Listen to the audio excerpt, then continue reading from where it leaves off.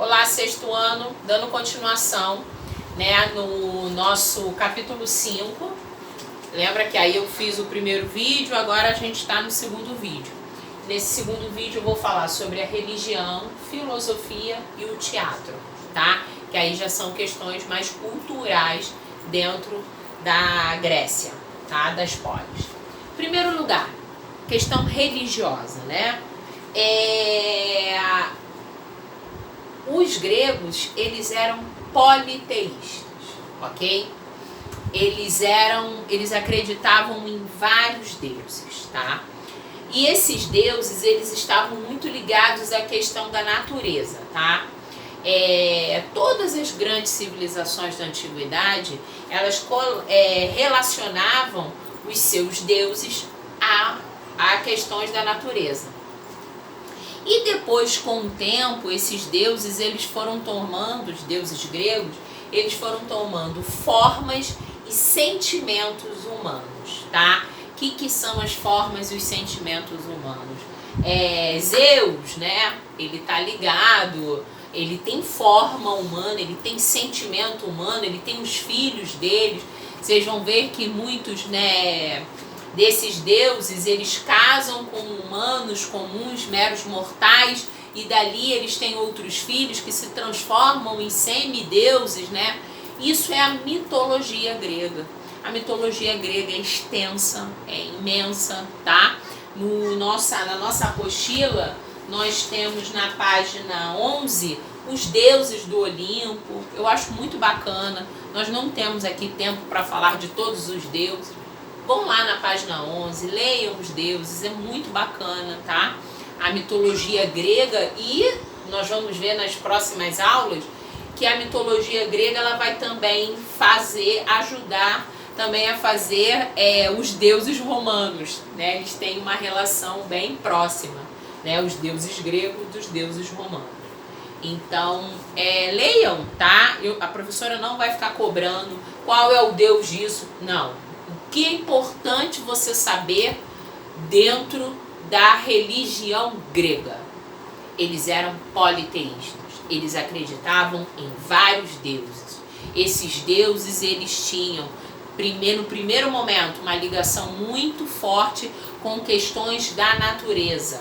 E depois, né, esses deuses, eles foram tomando formas e sentimentos humanos. E aí nós temos a mitologia grega, que é extensa, né? Os deuses casam, têm filhos deuses. Tem deuses que casam com humanos, com meros mortais, eles vão ter os filhos semideuses.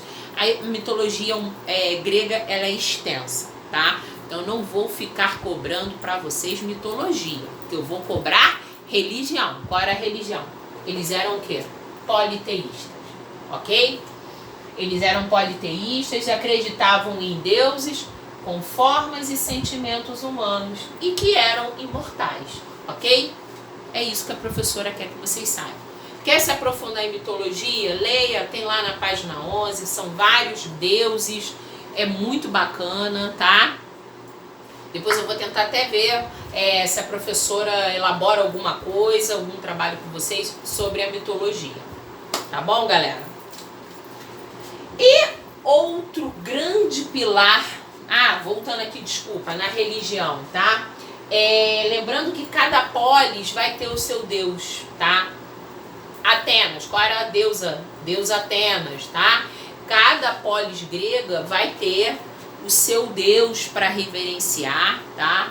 Eles vão criar templos para esses deuses. Dentro das cada família, dentro da sua casa tinha um altar para o seu deus familiar.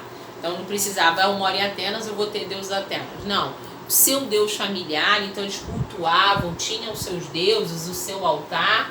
Depois eles começaram a fazer grandes templos para esses deuses, e aí era feito grandes cultos religiosos para aqueles deuses, aí era com o público das suas polis.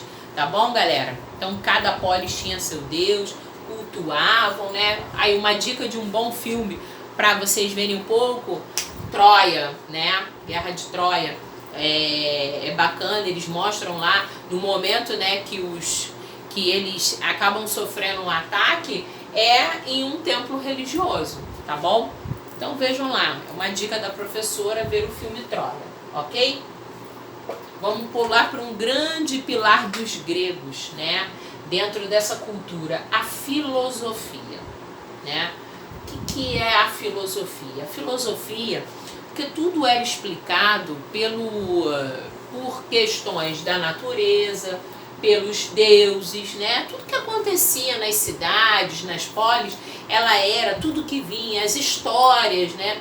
Porque, querendo ou não, dentro da religião, dentro da mitologia grega, os gregos contam a história deles, claro, de uma forma mítica. O que é essa forma? Né? Eles colocam os deuses com forças,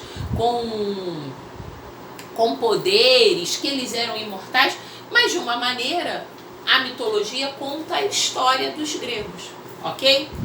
Então, os filósofos, eles vão começar a raciocinar, a usar o raciocínio, a razão dentro do pensamento. Então eles vão se afastar das questões religiosas, dessa questão da mitologia, e eles vão começar a usar um pensamento racional, dentro de um raciocínio, dentro de um pensamento, dentro de uma lógica, tá? E esses são os filósofos. A Grécia teve vários. A Grécia, a gente pode dizer que é a nação que criou a filosofia, né? Esse modo de pensar dentro da racionalidade. Tá? Desculpa, gente. É a origem do pensamento racional. Tá? Então eles vão usar. E eles usavam, assim, questionamentos. Eles tinham perguntas. Eles se questionavam sobre fatos da vida, tá? Um deles, né, eles, assim, a professora está dando um exemplo, está até lá na apostila de vocês. Por que as pessoas nascem ou morrem? Era um questionamento. E aí ele não queria uma resposta dentro do que estava falando a religião, dentro do que estava dentro da mitologia. Não. Ele queria uma resposta racional. Então eles vão criar, né, questionamentos. Por que nascem, por que morrem, por que o homem tem medo, por que o homem precisa de mudança, por que o homem... Então ele vai questionar o homem. Então ele vai criar mitos. Por que tem um mito? Por que aquele homem cria aquele pensamento? Então o filósofo ele vai trabalhar com isso, mas dentro de um raciocínio, dentro de um pensamento racional, não mais explicado por religião, não mais explicado. Eles vão, a filosofia ela acaba ajudando muito a ciência, porque vai entrar também dentro desse raciocínio, desse pensamento, a ciência, tá? Que também é importante, matemática, né?